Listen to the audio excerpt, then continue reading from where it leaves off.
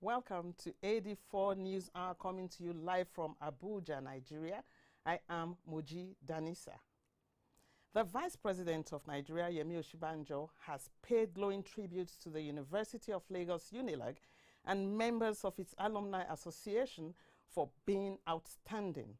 Osinbajo said this as a special guest of honor at the UNILAG Alumni Association Golden Jubilee Awards and Gala Night held in Lagos, Nigeria. The Vice President, who himself was one of the awardees, said that the university was truly a formidable institution. Well, one of the many reasons why UNILAG is able to maintain such an excellent reputation is because of the people who have passed through its walls, all of you alumni. As alumni, our successes become testaments to the university's own success. And so today we celebrate 50 years of networking across generations, 50 years of giving back to the university that give us so much, and 50 years of making our alma mater proud. Our own association's national chairman, national president, Dr. John Momo, CEO of Channels TV, which, as you know, is more than just a news channel. And of course, Tony Elumelu, we've also seen all the various great things he's done. A great banker, a very wealthy businessman. Since he doesn't share his wealth with anybody, we're at least inspired by his philanthropy. And we thank him very much also for using the skills he has gained and his wealth of experience to empower young Nigerians and Africans. And there's so many others who have contributed so much in contemporary times.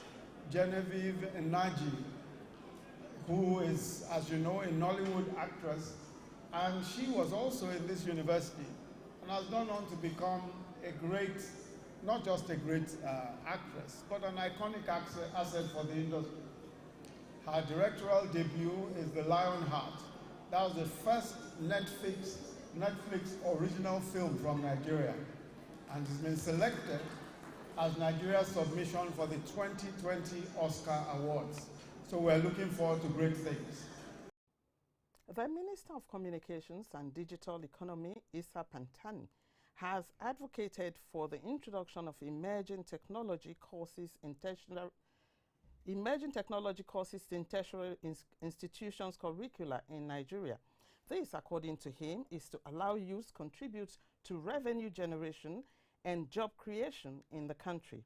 Pantami said this while speaking at the 7th Convocation Lecture of the Nile University of Nigeria in Abuja.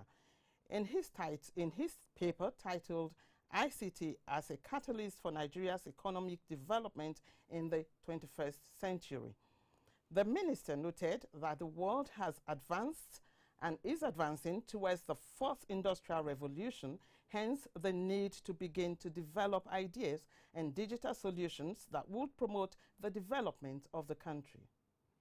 Interestingly, the contribution of digital economy or ICT to our GDP as in the second quarter of 2019 is 13.85%.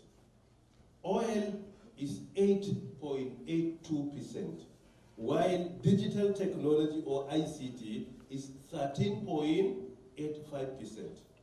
This is only within the second quarter of 2019. And the contribution of ICT is increasing by the day in Nigeria. But the worst part of it, as it is today, we are more of consumers than producers. So our new policy now at the federal government, with the renaming and the redesignation of the ministry, we are planning to make sure that we are no more ICT consumers, but rather ICT producers, at least in Africa. This is our plan, because this will go a long way in promoting our economy, our digital economy, or will be a catalyst for Nigeria's economic development as in the topic. So that is our plan, is let us identify our brilliant Nigerians, our young innovators, bring them together, give them all the necessary support to to come up with disruptive ideas, with crazy ideas. Let us try to implement the ideas. That is why we come up with a program where we challenge our young innovators to identify some challenges in Nigeria and come up with digital solutions. That digital solutions could be in the public or in the private sector. Some could be something that we do on a daily basis in our personal life.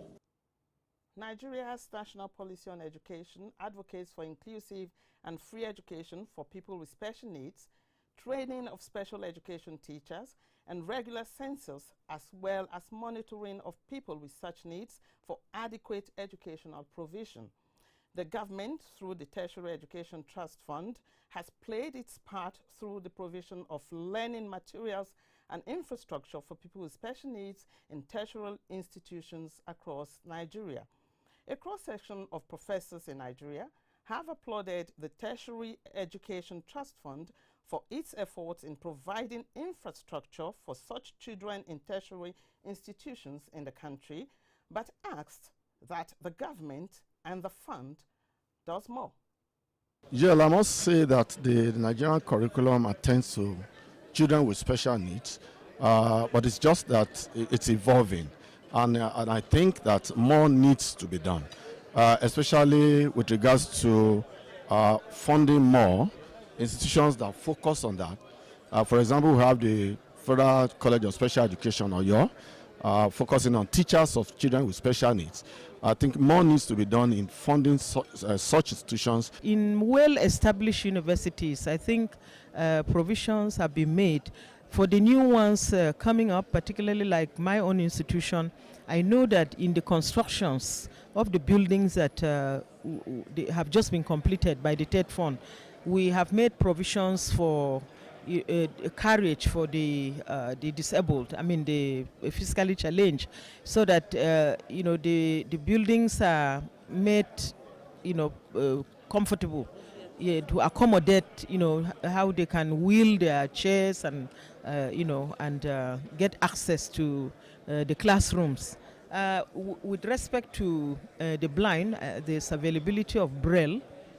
So when we have students that are physically challenged, whether they have in terms of blindness or we have access, they have access to Braille. Some vice chancellors of tertiary institutions in Nigeria have expressed their displeasure with lecturers who sexually harass students in institutions across the country.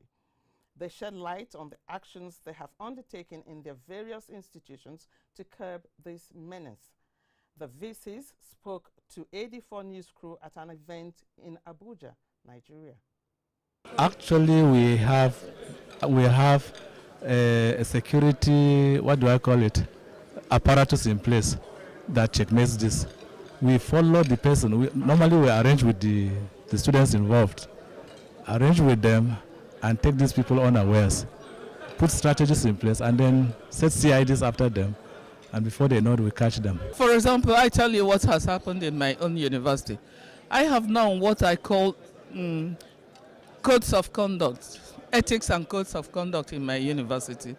This tells you, if you do this, this is the resultant effect on you. So, and we are going to apply that strictly. No, whosoever falls should bear the consequences. We are prepared to send out whosoever that doesn't fit in. Why should they? Where should we have our children abused in the university for grades? Why should we take money when we are paid? Why should we continue to have the things? So this is the time. This is the time. There's always a time of reckoning, and it is now. We have, as a major, been able to organize some kind of sensitization among both students and staff as to the poor effect, the bad effect, of sexual harassment, in the university.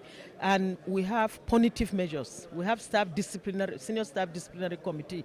Any student, any staff that is found doing that is sent immediately to after due issuance of query, And the query, if the answers are not satisfactory, we send them to the staff disciplinary committee. And the staff disciplinary committee does not sweep anything under the carpet. Students of the Nile University, Nigeria, have lauded their university administration for setting stringent measures to curb sexual harassment among students and lecturers in their institution.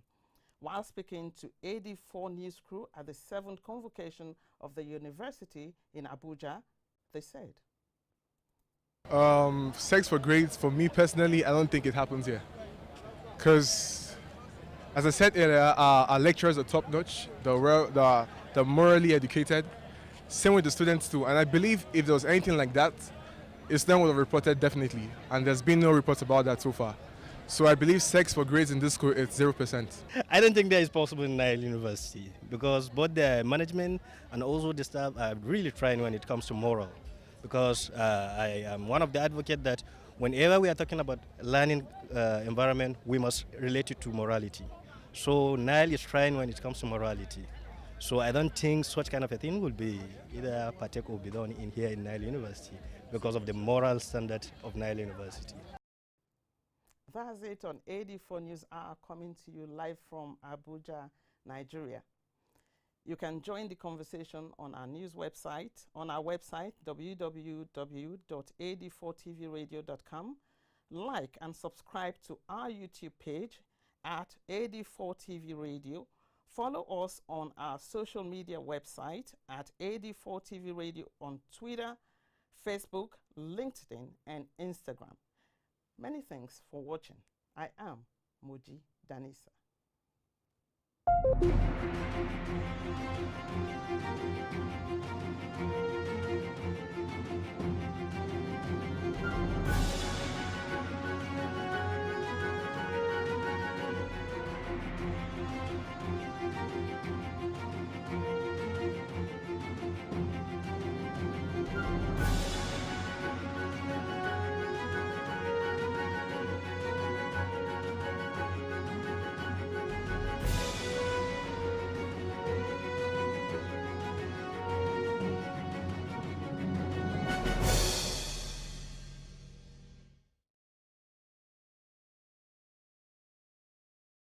Thank you.